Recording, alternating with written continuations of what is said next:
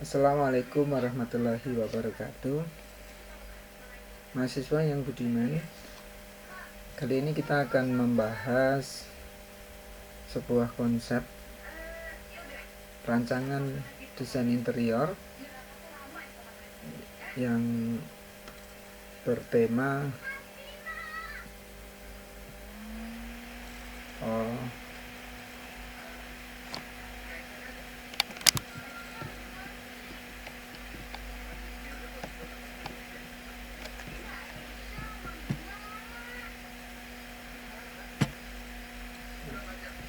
di kajian estetika Thomas Aquinas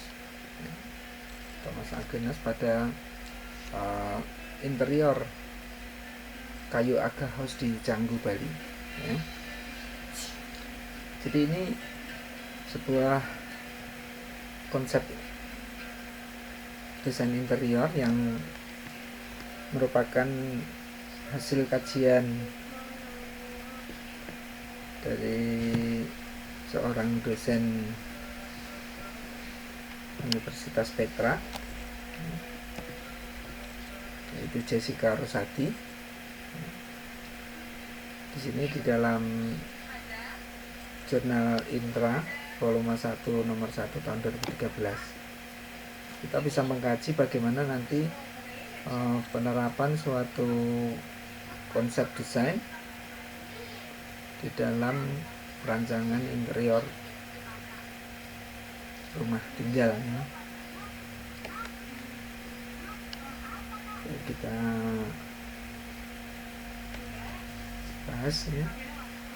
Harapannya nanti setelah mahasiswa juga mengkaji hasil penelitian ini, maka nanti mahasiswa bisa memiliki referensi untuk merancang ataupun menerapkan suatu konsepsi dari konsep-konsep tertentu ya, kemudian diterapkan di dalam perancangan desain interior rumah tinggal.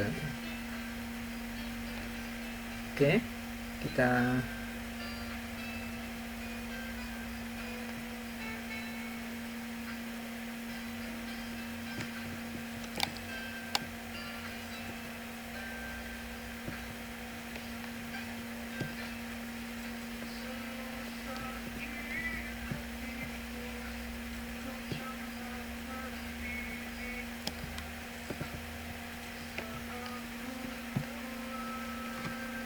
jadi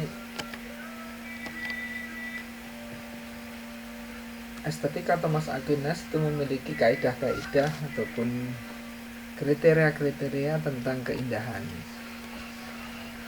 Jadi bagaimana keindahan, konsepsi keindahan menurut Thomas Aquinas itu bisa diterapkan di dalam desain interior. Ini yang akan menjadi kajian kita kali ini. Jadi kayu Aga House ini adalah sebuah rumah tinggal yang memiliki kualitas desain interior yang cukup bagus ya, dimana konsepsi bentuk dari rancangan interior kayu Aga House ini memiliki keunikan, memiliki komposisi yang mana dari aspek warna, tekstur, dan ruang pembentuk interior rumah tinggal itu disusun dalam sebuah komposisi yang unik ya. Dan itu kalau dikaji berdasarkan konsepsi estetika Thomas Aquinas ya, dimana konsepsi Thomas Aquinas memiliki kriteria keindahan yang terdiri dari 3 persyaratan ya. Jadi yang pertama adalah integrity or perfection ya. Jadi kaidah prinsip keutuhan dan kesempurnaan. Jadi bentuk-bentuk yang nanti terbangun di dalam tata ruang ini akan memiliki kesatuan yang utuh, di mana bagian-bagiannya ini tidak terpisahkan satu di antara yang lain, dan tidak ada yang terkesan kurang atau cacat. Jadi ini sesuatu yang menggabungkan beragam unsur-unsur visual ataupun struktur bentuk, tapi walaupun berbeda-beda membangun suatu kesatuan rancang bangun yang utuh. Itu prinsip yang pertama. Prinsip yang kedua adalah proporsi or harmoni, ya. Jadi proporsi or harmoni, jadi keserasian, jadi saling selaras di antara unsur-unsur pembangun interior. Jadi kesan yang utuh tadi itu terbangun karena adanya keserasian, keharmonisan.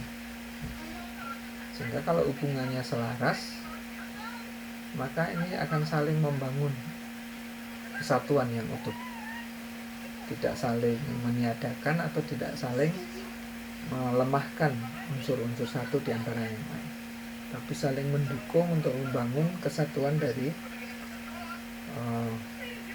keindahan yang dibangun dalam rancangan interior tersebut. Kemudian yang ketiga adalah brightness and clarity, kecemerlangan atau kejelasan. Jadi hal-hal yang tidak sempurna, cacat, itu adalah jelek menurut kriteria Thomas Aquinas. Kemudian hal-hal yang cerah, cemerlang, terang, itu adalah memenuhi kaidah keindahan. Bagaimana aspek tadi tercipta dari unsur-unsur visual, yaitu terdiri dari garis, salah satu unsur visual. Garis itu sebenarnya merupakan runtutan dari sebuah titik-titik yang berdempetan membentuk jalur, akhirnya terciptalah garis. Titik ini tidak memiliki dimensi, namun ketika titik-titik itu berturutan bergerak satu posisi berdempetan, maka ini akan ada dimensi panjang yang membentuk sebuah garis, di mana sebuah garis itu bisa memiliki arah horizontal mendatar, ya, arah vertikal, arah diagonal miring. Nah, di situ ada psikologi bentuk juga memberikan dampak psikis, ya, di mana garis horizontal itu memberikan gambaran kesan ketenangan. Kemudian garis vertikal itu memberikan gambaran kesan kestabilan, juga keabadian. Kemudian garis diagonal ini membangun suatu karakter yang dinamis, adanya suatu pergerakan diagonal. Kemudian unsur visual yang lainnya adalah bentuk, shape, ya, form. Jadi kalau kita melihat suatu bentuk, pasti dia akan merupakan suatu shape, itu suatu luasan tertentu, suatu area tertentu, ya, suatu area tertentu dari sebuah permukaan. Bisa bentuk tadi dibatasi oleh garis yang bertemu ujungnya, akhirnya membentuk bidang bentuk lingkaran. Lingkaran itu misalnya dari titik-titik berturutan membentuk garis, terus ujungnya ketemu di awalnya, akhirnya membentuk lingkar. Jadi bentuk ini juga bisa dilihat dalam 3 dimensi, ya. Jadi batasannya bisa garis, kontur, sebuah garis batas paling luar dari sebuah bidang ataupun volume 3 dimensional, itu kita akan bisa menangkap adanya bentuk. Kemudian juga ada unsur yang lain, yaitu tekstur. Tekstur itu adalah sebenarnya sifat permukaan sebuah benda. Jadi sifat permukaan itu bisa dirasakan dengan diraba, apakah kasar, apakah halus, atau kesan visual. Kesan visual dari hal yang kasar itu berbeda dengan yang halus. Nah, sifat permukaan tadi menimbulkan kesan visual. Teks juga membangun sebuah tekstur. Jadi tekstur itu bisa tekstur nyata, tekstur yang dimana dia bisa diraba, memang permukaannya itu kasar, tapi bisa saja secara ilusif, walaupun kadang-kala diraba halus, tapi karena bentuk dari suatu titik-titik yang menimbulkan kesan ilusif kasar, maka persepsi kasar itu bisa dirasakan ketika kita melihat sifat permukaan suatu benda. Tekstur itu juga bisa menjelaskan karakter material suatu benda. Misalnya karakter kayu jelas berbeda dengan karakter batu. Ini bisa ditangkap secara indera. Ya. Dan apakah tekstur tadi itu nyata ataupun ilusif, maya, ilusifnya sifatnya. Ilusif misalnya sebuah meja diberikan sifat permukaan seperti kayu dengan lapisan vinil yang bergambar tekstur kayu. Jadi bukan kayu asli tapi artifisial, buatan tiruan. Walaupun hanya merupakan sifat permukaan dalam pandangan. Tapi kalau diraba, oh ini bukan kayu, ini tekstur. Kemudian juga unsur visual lainnya itu adalah warna. Ya, warna ini sangat ekspresif ya. Jadi kita melihat warna-warni itu memiliki intensitas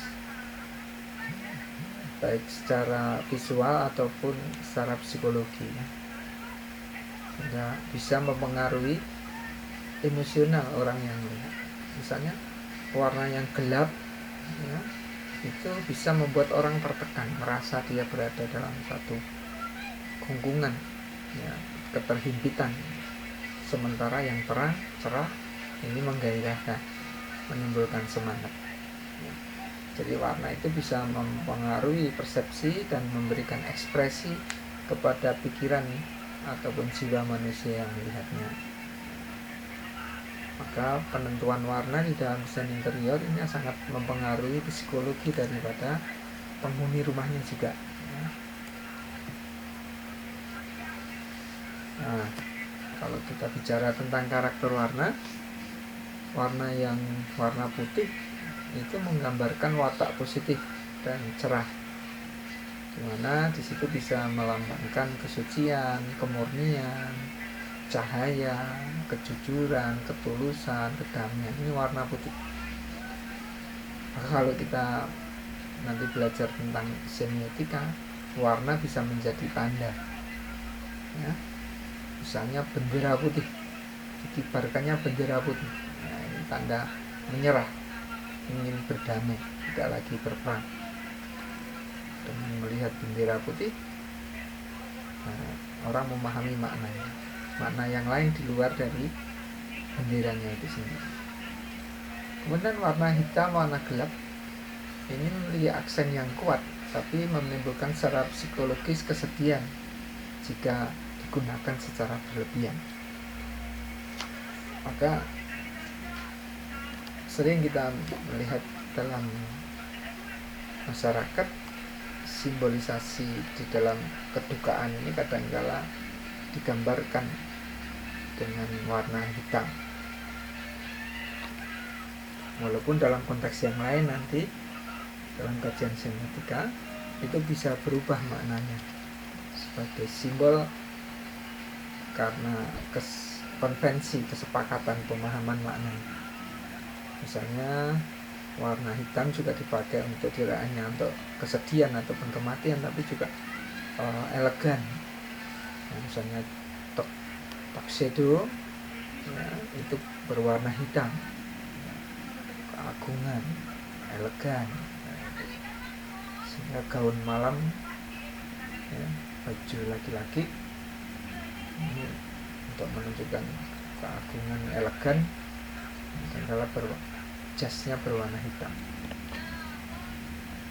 Kemudian karakter warna abu-abu itu menyimbolkan ketenangan, kebijaksanaan, keberanian ya, suasana kelabu. Tapi ini juga ambigu, keraguan-raguan antara putih, hitam dan putih ya. Kemudian coklat itu juga bisa melambangkan kesopanan, kearifan, kebijaksanaan, kehormatan ya. Nah, bagaimana organisasi estetika? Jadi bentuk-bentuk yang penyusun dari ruang interior itu saling berhubungan, membentuk satu batasan ya, building ya, keterbatasan sisi, sudut ya, saling bersentuhan, saling bertemu ya, di berbagai sudut atau pinggiran. Nah, sehingga nanti ketika dia berhubungan ini menjadi sesuatu yang lain, bahkan menciptakan ilusi bahwa bentuk-bentuk tersebut seolah-olah saling menempel, saling berhubungan satu di antara yang lain. Kemudian repetisi ya. Di dalam menciptakan kesatuan atau unity, repetisi digunakan. Jadi, diulang-ulang elemen-elemen visual dari sebuah desain itu diulang-ulang, warna, arah, bentuk, ukuran atau garis dan lain sebagainya. Ini diulang-ulang. Perulangan ini sebenarnya bisa membangun satu kesatuan juga, keharmonisan, adanya irama, perulangan dari irama. Ini repetisi. Nah, overlapping ya, saling bertumpukan, ini menandakan kedekatan sebuah hubungan, sehingga ada area yang saling terkait, terhubung. Overlapping ini adalah sebuah area bersama, jadi intersection dapat tercipta dari hasil tumpukan. Persinggungannya ya, overlapping itu bisa menciptakan bentuk baru dari hasil tumpukan hubungan dari dua ruang yang saling bertumpukan, overlapping.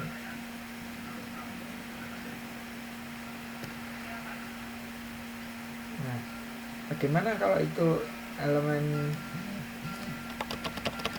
di ya. Kemudian tadi juga singgung irama ya. Irama ini ritme. Di dalam harmoni kita bisa menangkap adanya irama. Irama dibangun dari hasil perulangan, repetisi yang terus menerus ya.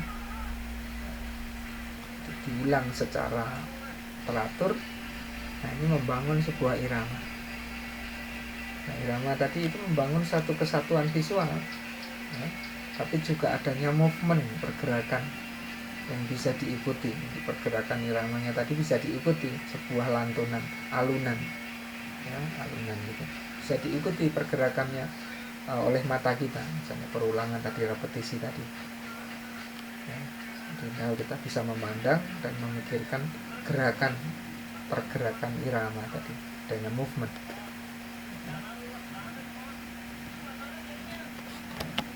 Nah, unsur-unsur visual tadi yang dikomposisi, yang disusun, ini diterapkan dalam elemen interior. Misalnya di dalam lantai. Lantai adalah bidang interior yang datar, mempunyai dasar, ini bagian alas ya, bidang dasar penyangga aktivitas interior dan perabot. Jadi perabot akan menumpang di lantai, dinding ini akan didasari oleh lantai, sehingga secara struktur lantai itu harus bisa menopang beban dari benda-benda yang ada di atasnya. Dan bisa menopang dengan aman, karena permukaannya kuat, karena dia akan kemungkinan bergeser benda di atasnya, ya. Nah, sehingga tidak terjadi aus karena terus-menerus akan adanya pergerakan barang karena tekanan dari benda-benda yang di atasnya. Kemudian dinding ini adalah mengatur ukuran ruang. Nah, jadi ruang itu dibangun, dibatasi, ya, bentuknya itu dibangun dengan dinding-dinding. Jadi akhirnya sekat-sekat tadi membentuk kamar-kamar,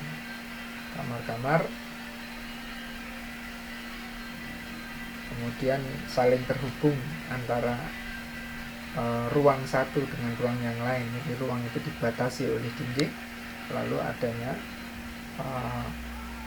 bukaan-bukaan di dalam ruang tadi yang menghubungkan antar ruang satu dengan ruang yang lain. Nah, ruang-ruang yang berdekatan, ya, ini terkait satu sama yang lain, ya, mempengaruhi satu sama yang lain.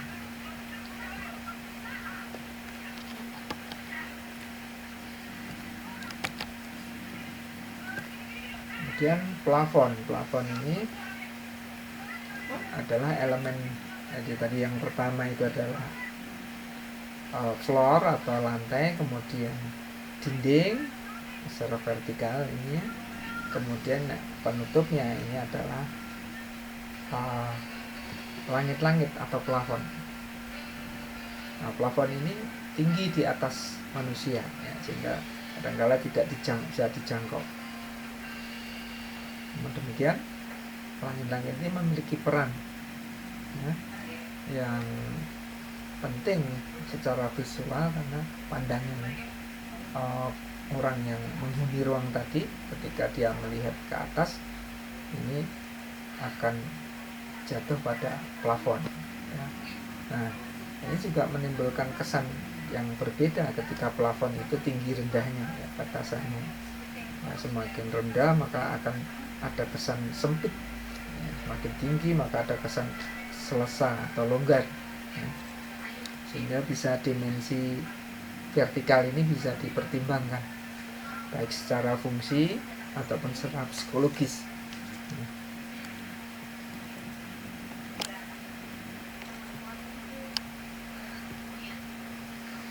Nah, kalau kita lihat di dalam penerapannya bagaimana, di sini ada dalam main entrance ini, ya.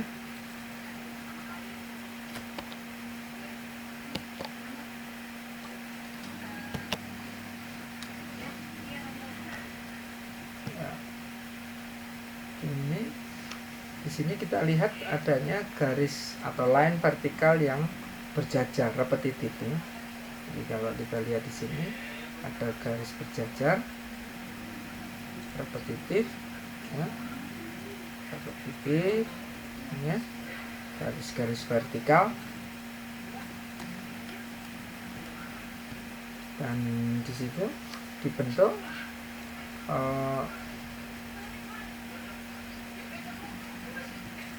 dari bambu, ya, bambu Jogja yang berdimensi kecil-kecil secara vertikal, ya.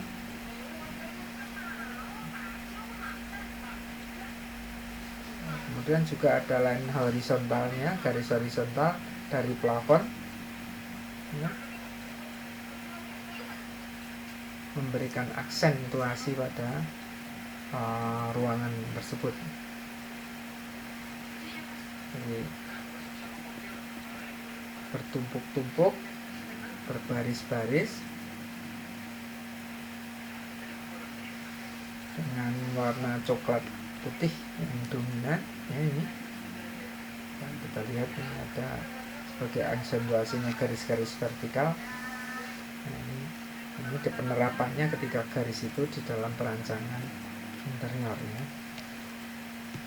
Kemudian ada di ruang tamu juga. Kalau kita lihat ini ruang tamu ini ya, unsur-unsur garis vertikal ini juga dominan ya.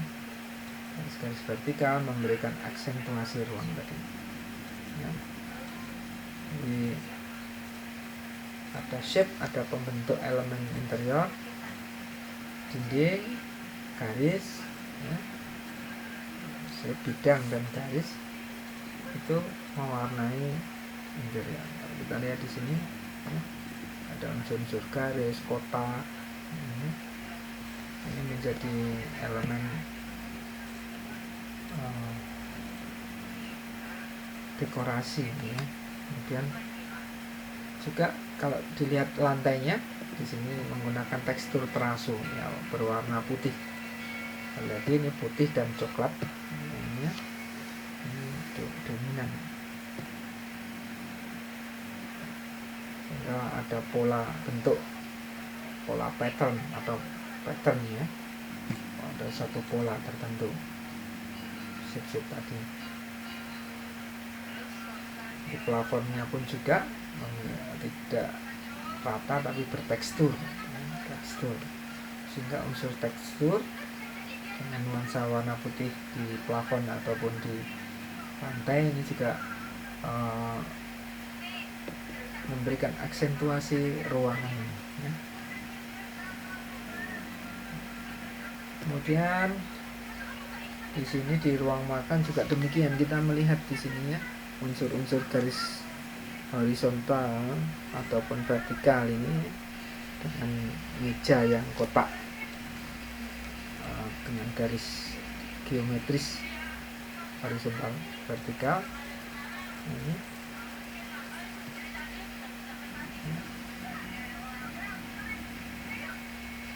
Kemudian kaca lebar kotak ya. Kaca transparan dengan tekstur halus ya. Dekorasi garis-garis vertikal pada interior area meja makan. Kemudian tekstur lantainya menggunakan teraso, lalu juga plafonnya itu memiliki tekstur halus berwarna putih sama yang digunakan menjadi tema konsepsi seluruh ruangan. Kemudian di ruang tidur ya, di ruang tidur bedroom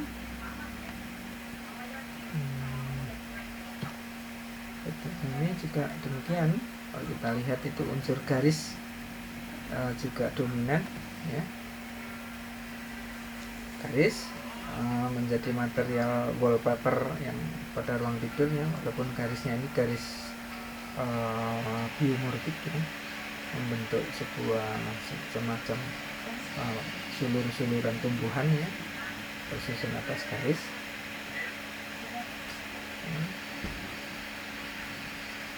Sehingga teksturnya kasar ya, tercipta satu tekstur kasar.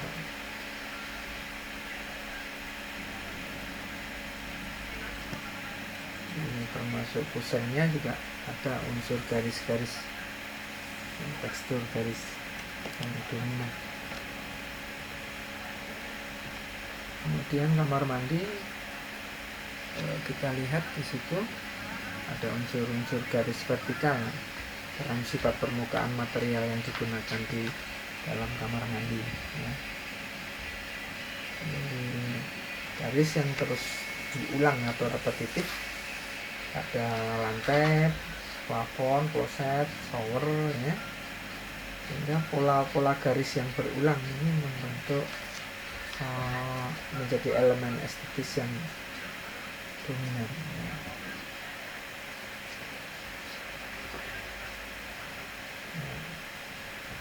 Kesan ketinggian yang berbeda, kesan menumpuk-numpuk, ini batasnya itu akhirnya tercipta garis-garis yang saling bertumpukan. Dan dengan warna coklat, abu-abu, dan dominan warna putih digunakan di dalam kamar mandi tadi. Kemudian area tangga juga kita lihat di sini ada garis-garis vertikal, halaman-halaman garisnya dominan. Jadi komposisi garis tidak beraturan, saling bertumpukan, overlapping. Jadi juga yang direpetisi secara variatif ya. Jadi kita lihat di sini ada repetisi yang variatif, ada repetisi horizontal, diagonal, ya. Ini repetisi untuk perulangan dari unsur-unsur garis.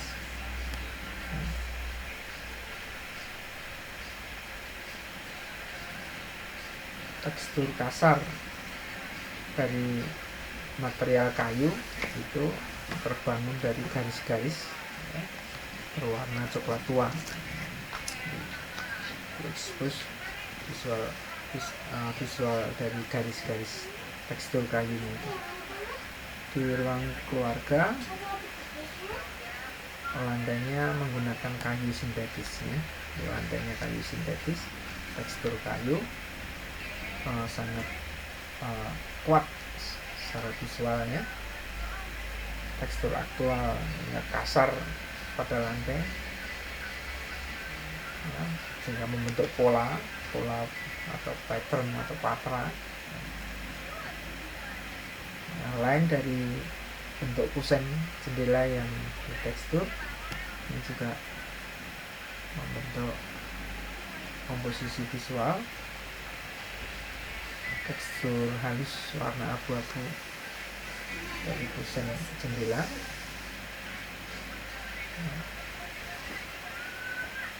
Dimana kaca yang bertekstur halus ini yang digunakan di sini.